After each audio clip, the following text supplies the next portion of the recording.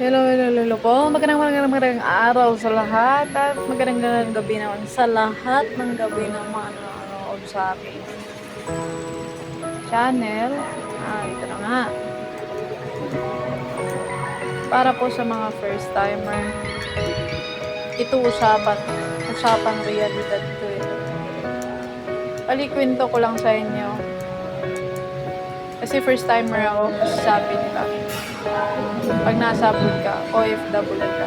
OFW na ako. Isa na ako sa mga OFW. Kasi dito ako sa abroad. Nasa Hong Kong ako, guys. Alam nyo, nung una kong naisip mag-abroad ako, excited ako. Sobrang excited ko. Napaka-excited ko talaga. Kasi alam ko, laki ng sahod sa abroad. At, syempre, mga maliliit nating mga pangarap, unti-unti matutupad yan. Lalong-lalo na mga pangarap natin sa mga natin. Unang pagtawag pa lang sa akin, in-interview ako ng employer. Kinabukasan, nakuha ko. Ang saya ko. Kasi may employer. Alam ko na talaga talagang ito na to. Makaka-upload ako. Kasi nga may employer na. Yan, nag-process na. Sobrang excited. Nag-process. Nag-bidos. Nag-OWA. Tapos ng training. Katapos ng training, nag-final na naman, final presentation. Tapos dumating yung text. Napag-practice na lang ng mga pages. Practice. Pero nung araw na dumating, alam ko yung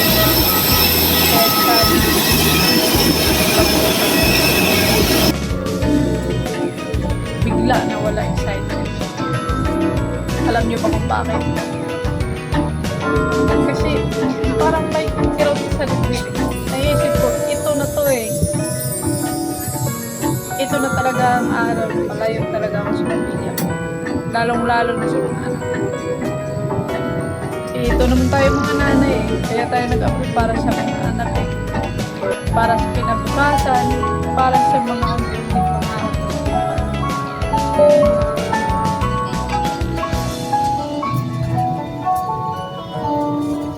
Pasakay pa lang mo ng eroplano. Sabi ko, ito na talaga.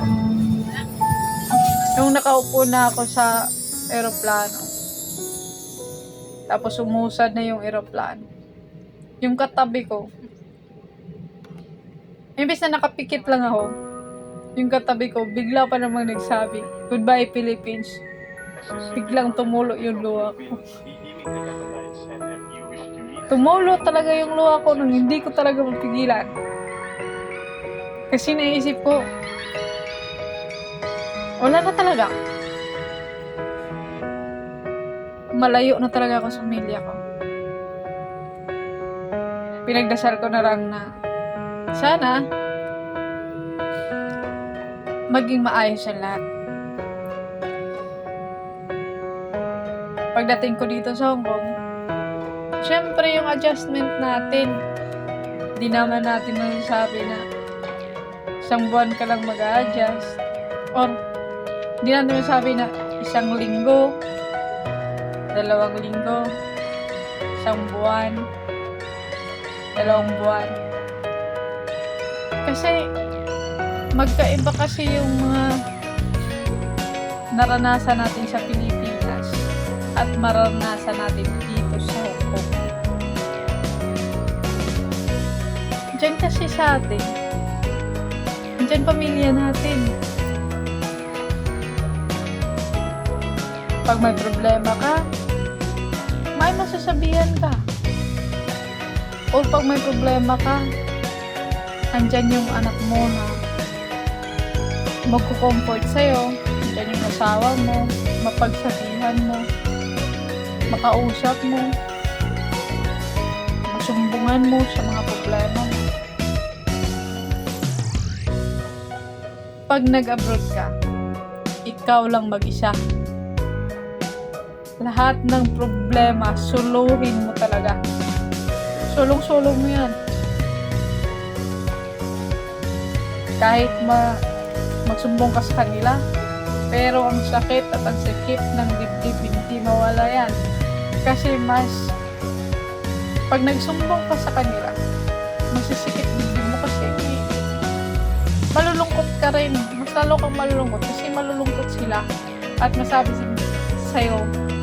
nila sa'yo na sana hindi ka na lang tumuloy. Kasi mas maganda naman dito sa atin, kahit mahirap tayo, makain naman tayo ng maayos. Yun yung sabihin ng pamilya natin.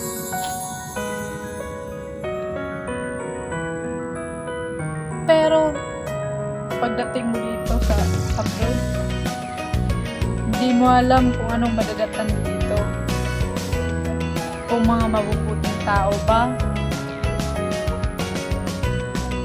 kung makakain ka ba ng maayos, makapagpahinga ka ba, hindi mo talaga alam. Ito na nga. Pagdating ko dito, syempre sanay tayo dyan sa atin na kain ng kanin, umaga, tanghali, gabi. Magkape ka pa ng umaga, kape tinapay, tapos miya't-maya kain ka ng kanin sinangag, mga ganyan. Tanghali kain ka ng kanin, gabi kain ka ng kanin. Pagdating mo dito sa abroad,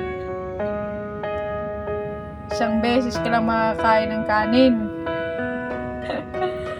Paswerte ka kung yung amo mo pakakainin ka ng kanin umaga, tanghali, gabi. Kasi hindi sila sanay na kumakain ng umaga ng kanin. Kasi sa gabi sila kumakain ng kanin. Ang nakasanayan kasi nila dito sa lugar nila, pag umaga, kung anong meron lang. Kung meron dyan na makikita mong pwede mong kainin, pwede mong kainin. Kanin, ay hindi pala kanin, tinapay. Tapos, or may prutas dyan. O baka naman, may pansit, ganon, may noodles, may kanpan, ganon. O kaya, biskwit. Yun lang talaga. Kaya ako nagbaon talaga ako ng biskwit sa energy. Baon kong mula Pilipinas, yung Rebesco at saka energy. Nakakatulong yan dito. Kaya pag pumunta kayo dito, dapat meron kayo niyan. Meron kayong baon. Kasi hindi lahat may malasakit sa'yo. Kapag gutom ka, sabihan ka na kumain ka. Dito, pareho kayo may trabaho. Pag aalisin sila, huwag mo nang antayin na pagsabihan, pag kumain ka, ito kain. Maghanap ka ng makakain.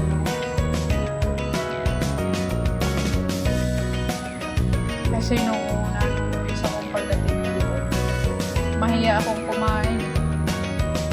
Kasi hindi binigay sa akin. Nasa lamisa lang. Kaya, naisip ko, baka pag kukuha ako, magagalit sila. Takot na takot pa mo naman ako mapagalitan. Tsaka takot talaga akong freak out. Kaya, pagbaon talaga kayo.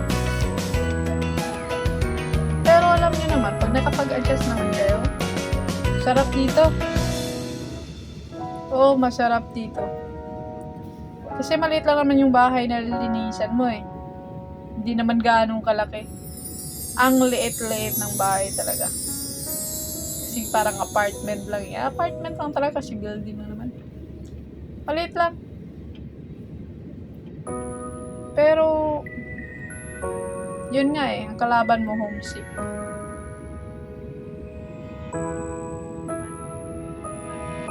Sabi nila, papunta pa lang, excited na. Nung nandito ka na, parang gusto mong uuwi ka na. Pero hindi ganon yun. Labanan mo ang homesick mo.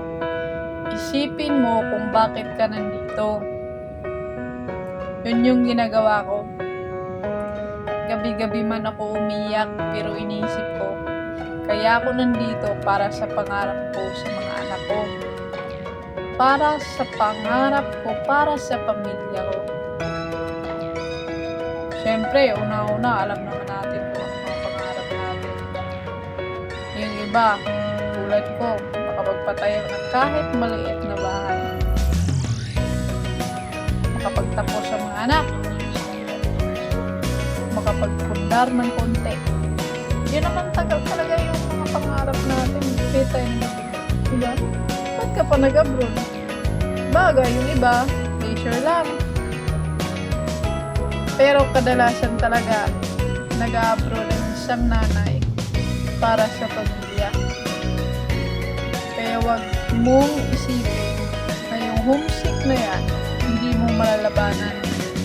Kaya mo yan. Nasa isip mo lang yung uuwi na ako. Uuwi ka, laki ng utang mo. Di ka makakauwi niyan. Kasi, kadalasan sa atin, bago tayo nakapag-abroad, umutang tayo ng umutang sa Pinas para pang-process ng pang-abroad natin. Kaya isipin mo at masasabi mo, pag wala lang akong utang, uwi na ako. Sabay ganun. Pero hindi. Pag nakapagbayad ka ng mga utang mo,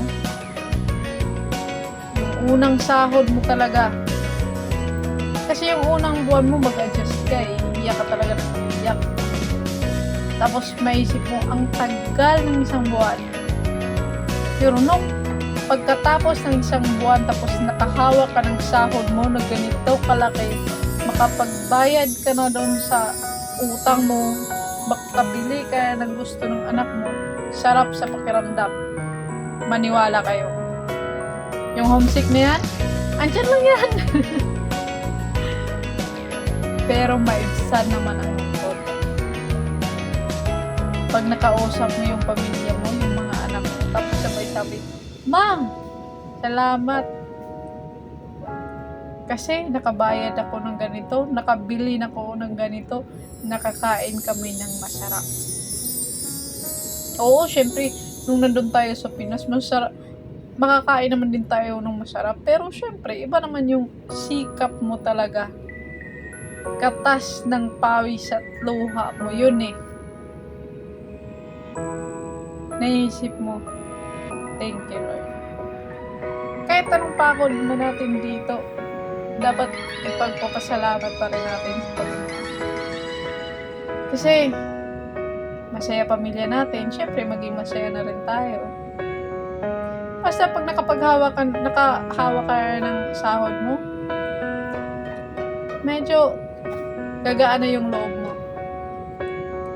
Kasi, ayan na nga, sahod mo na. Yung lista mo naman, yung nilista mo na babayaran, maisip mo, ay, sa wakas nababawasan na rin. Tapos, mga ilang buwan na pag natapos na yung mga utang, ito naman lista mo, ay, ito na naman, makapagpatayo na ako unti-unti, or makabili na ako ng ganito. Diba? Yun na nga sabi nila, hawak ng sahod na malaki, lungkot naman at durog ang puso. Okay lang. Kaya natin. Kasi tayong mga nanay, palaban. Kailan ka pa ba lalaban? Yung hindi mo na kaya? Pero para sa mga anak, kaya natin ito. Eh, tayo mga OFW, saludo ako sa inyo. Saludo ako sa mga OFW na sobrang tagal na nilang nagtrabaho sa ibang bansa. Sobrang tagal nila na nalayo sa pamilya. Sobrang pakikipagsapalaran, pakikipaglaban sa lungkot para matupad ang mga pangarap ng mga anak. Dahil sa pag-abroad, marami siya na nakapagpatapos na ng anak. Siyempre, proud tayo niyan. Kaya ako proud talaga ko sa inyo. Yung iba kasi dito ang sabi, sobrang tagal nila. Siguro mga 20 taon. Yung iba naman, mahigit pa. Diba? Sobrang tagal na nila dito. Sa 2 taon, 1 beses uuwi. Ilang araw lang naman, 2 linggo. Pero kinaya nila yan. Kayo pa ba? Dapat kaya nyo rin. Pareho tayo mga first timer, kaya natin to. Dahil tayo pumarito para sa mga anak natin. Kaya laban lang tayo. Kaya nga nila, nagtagal nga sila, tayo pa kaya? Diba? Kaya, ipaglaban natin ang lahat ng hamon sa buhay. Huwag kayong susuko. Tumingin kayo sa taas, magdasal kayo. Andyan siya gagabay sa iyo. Lagi kang ginagabayan ng Panginoon. Kasi wala naman tayong ibang hangarin. Kundi ang kabutihan ng mga pamilya. Mapabuti sila. Diba? Kaya, ipagdasal na lang natin yan. Safety tayo dito. Safety naman yung pamilya na inaiwan natin sa atin. Diba? Kaya sana, huwag kayong manghina. Huwag kayong paghinaan ng loob. Kaya natin to. Isa lang mapapayo ko sa inyo. Takasan yung loob nyo. At habaan nyo ang pasensya. Yung sabi ng tibay ng loob. Hindi tibay tanduay. Tibay ng loob, tibay ng mga OFW. Tibay natin eh. Kaya, yung iba dyan na hindi pa nag-abroad o may balak mag-abroad, hindi na kayo. Magbaon kayo ng isang malitang pasensya. At, yung luha nyo, tipirin nyo yan para dito. Pag nalungkot ka, umiyak ka. Huwag mo pigilan. Iiyak mo yan. Pagkatapos mo umiyak, tuluwag na dibdib mo. Para sa pangarap ko, pangarap sa pamilya ko, pangarap nating lahat, ipaglaban natin to. Yung kakain ka na ng noodles pag tanghali, samantalang sa Pinas, hindi tayo masyadong makain ng noodles kasi magka-UTI. Ay, wag na yan. Dito, araw-araw mo yan kakainin. Pero kaya. Kaya natin to.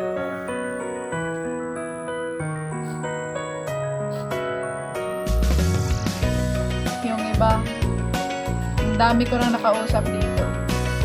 Mga kwento ng ibang mga oil. Nagtagal sila.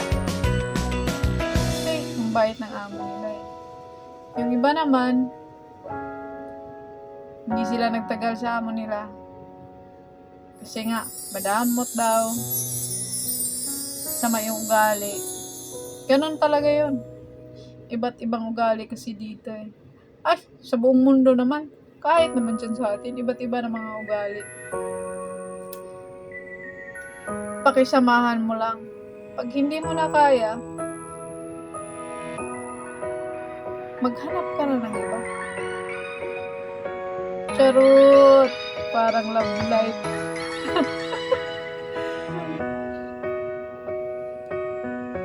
Bakit mo papagtiisan kung di mo naman kaya, di ba? Meron na tayong masasandalan dito eh. Huwag kayong mag-alala. Nandiyan ang Panginoon. Tawagin mo araw-araw. Magdasal ka. Sasagutin ka niyan at hindi ka pahihirapan. Dahil lahat ng problema, paghihirap mo, na naranasan mo ngayon. Yung mga problema na naranasan mo, natural lang yan.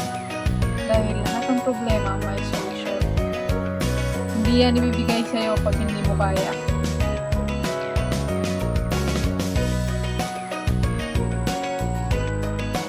Kaya, manalig ka lang. Siyempre, manalig ka sa Panginoon, manalig ka sa sarili. Nagkaya-kaya.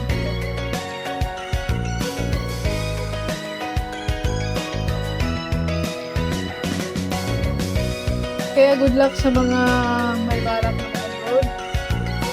At good luck sa ating na nandito na sa abroad.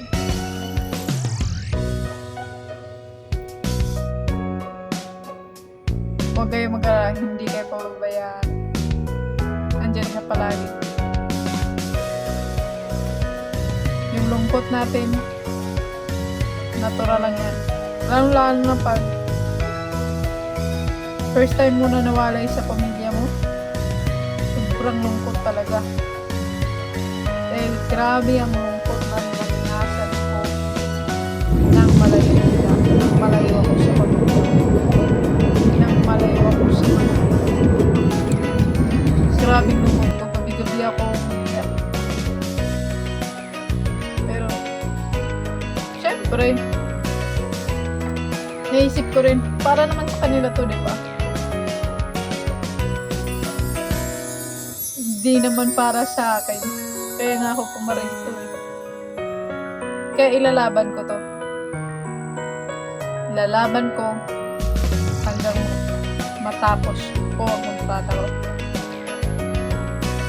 Siyempre, hindi pa natin alam kung ano ang susunod. Kasi ang buhay ng tao, parang libro. By chapter yan. Diba? Kaya lahat ng OFW, saludo ako sa inyo.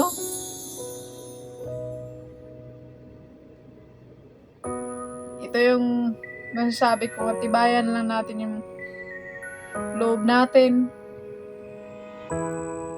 Kaya nga, tibay ng loob, tibay OFW.